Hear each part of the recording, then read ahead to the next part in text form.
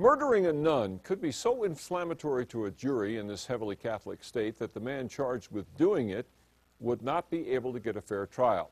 That's what lawyers for an accused nun killer claim in their effort to prevent the jury from hearing anything about religion or that the victim was a nun. But federal prosecutors are now firing back about that. News 13's Katie Kim is in the Newsplex. The feds say the fact the victim is a nun is very relevant. It's why she was targeted. The paperwork keeps piling up.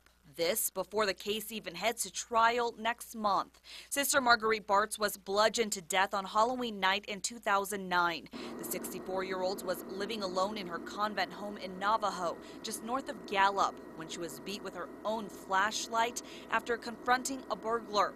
The FBI named the then 18-year-old Reehahlio Carroll as her killer. His motive? Investigators say he was looking for money for drugs and booze, and that he knew a parish had cash from collections and fundraisers.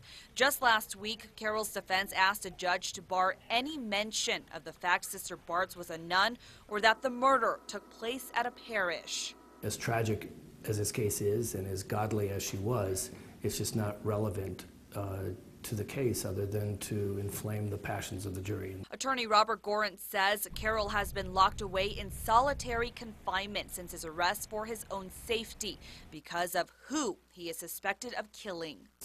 That inflammatory while he's incarcerated.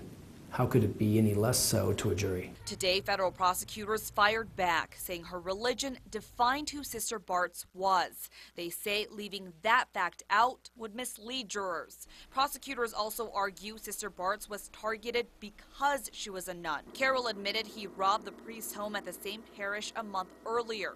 Prosecutors say Carroll knew the church complex would be an easy target. Prosecutors also don't buy the defense's argument that the fact the victim was a nun will taint the jury pool. They say not everyone who went to Catholic school has fond memories of their strict nun teachers, and that a lot of people don't sympathize with the Catholic Church because of all the sex abuse scandals. Back to you. All right, Katie, the feds say that possible prejudice against Reehahlio Carroll because the victim was a nun is an issue that can be handled by questioning during jury selection. Carroll faces the possibility of life without parole.